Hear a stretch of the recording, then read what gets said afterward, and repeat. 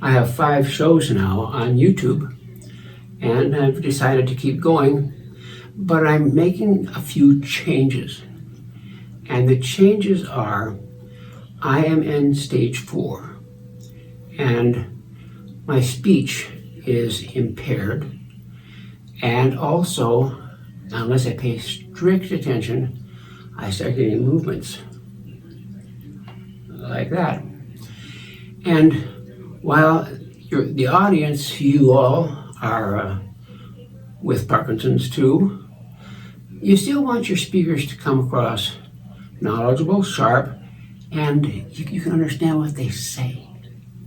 So I now keep some notes on the floor, edit more regularly, but continue with my effort to bring about something positive in the 1 million minds that are being tortured's a good word, by Parkinson's disease.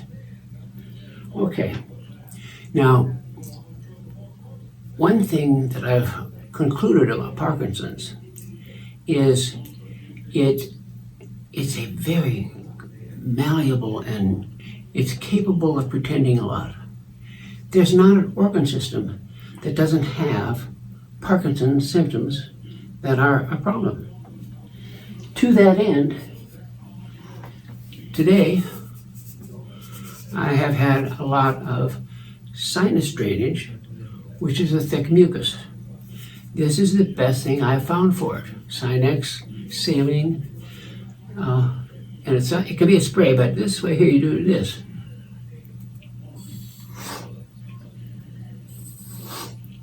Now, I've just received a little squirt, like that. And I have to then quickly find a handkerchief. Getting handkerchiefs from pockets while sitting down is a challenge too. And this way, I don't have to clear my throat as frequently. If you've had Parkinson's a while, I've had 15 years, depending on how you count, you get into this mucus thing. And the one thing you want to avoid and minimize is this thing. Afrin. It works, but it's a vasoconstrictor, and so it makes the vessels in the submucosa in the nose small, meaning less swelling, but it guarantees you rebound. So after it wears off, it gets tighter. I'm sure the people there right now watching me, the vast majority of you have used too much Afrin at some time in your life. Now, I'm not here to go into any detail on that, but I'm explaining that what my role is I'm not going to discuss DBS, the latest research, stuff like that. That's for the clinicians.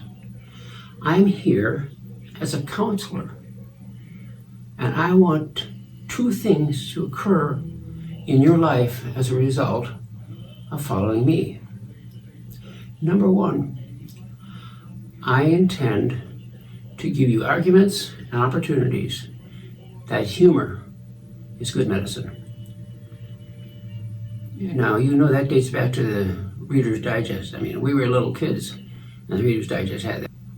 The first thing that I want to do is improve your experience of humor with laughter, gaiety, and looseness. And the second thing I want to do is improve your camaraderie.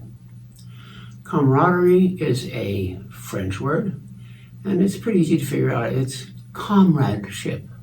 Camaraderie, I want every support group to include humor as a part of the programming when they meet. Because Parkinson's can be a very depressing subject. It is a very depressing subject. And the antidote is humor. And so I will be showing you humor and giving you examples of humor and persuading you to use humor. So that's it.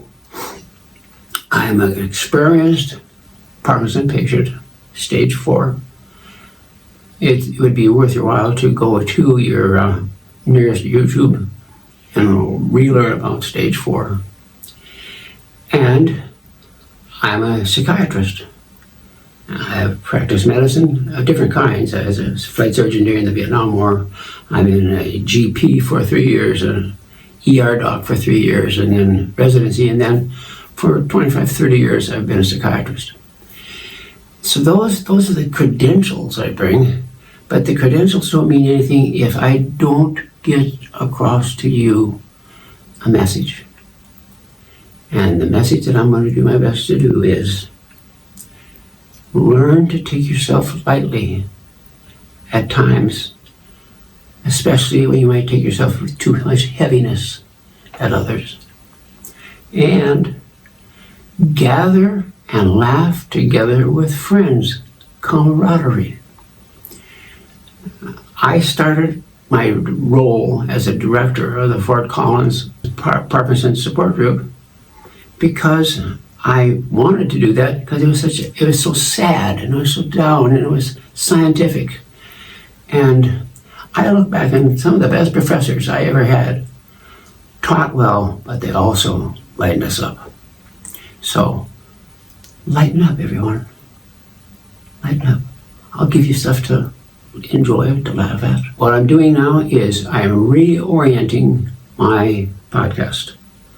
I'm not going to start reaching for different experts, and I'm not going to compete with the experts who are so much more expert than I am. No. My reorientation is a result of my being in stage 4. And in stage 4, I have terrible balance. As you know, I've fallen, broken a lot of bones. And I'm beginning to have cognitive changes. And they're very troubling. If you had a good mind in your life and it's worked well for you and suddenly you can't remember the name of the grocery store and you ask your wife, where are we going to get our bread? Yeah, Walmart. But you can't. I talked about that. So what's my goal? There are 1 million of us in the United States, 1 million souls that are suffering, and believe me, the word suffering does apply, especially as you get to stage 3, 4, 5. We're suffering. And an antidote to suffering can be appropriately used, what I call positive humor. And then, when you gather, be sure you do things together which are joyful, fun, and include laughter. You're not going to be in a laugh fest, but you're going to rekindle your nervous system to appreciate the experience of humor. I could not figure out how to do this without these shirts. What are shirts in America today? They're billboards. I'm wearing this billboard, which says what? Parkinson's Badass? Well, I have Parkinson's, I'm a badass, but I have a badass this way. I am going to sass in the face Parkinson's. I'm going to spit in Parkinson's face. I'm going to give it the finger if I want to, because I loathe Parkinson's and I am going to resist. There's a very, very good program on Parkinson's online as to do with Warrior. Good place to go to. It's got lots of good stuff. And the Warrior says that we who have this affliction are going to use our minds to fight against it. And therefore, we're going to be in a gathering. We're going to be troops in an army. Yeah, we're going to be troops. How do you know you're troops in an army? You have a uniform.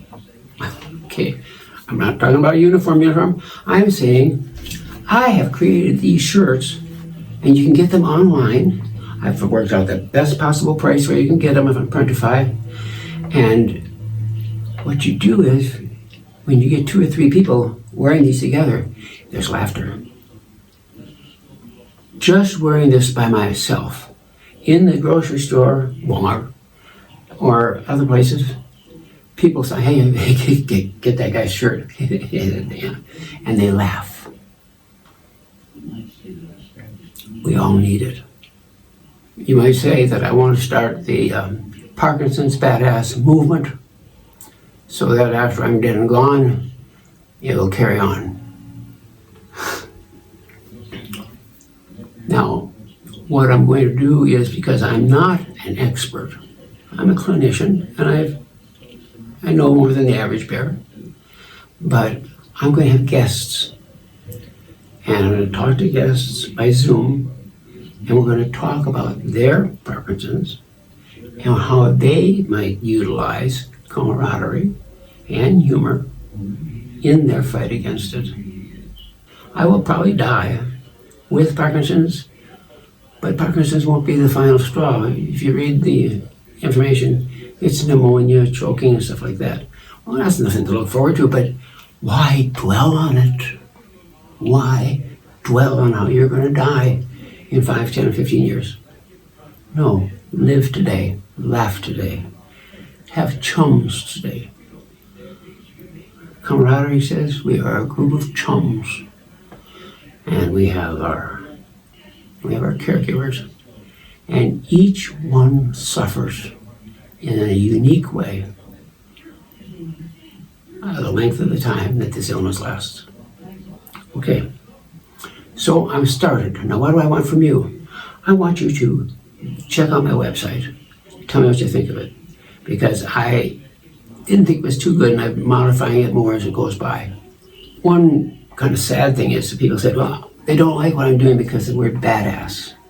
And by golly, let's understand, badass in the American dictionary today is considered a compliment. It's somebody who's unusually good at doing something. And we are going to be unusually good at fighting Parkinson's disease. So I'm Chris Hagasel, and I'm going to see this along with you. And I tell you, you get 5 or 6 people in a circle wearing shirts like this. I've got them in all colors and different animals. It's fun. It's fun. It's fun.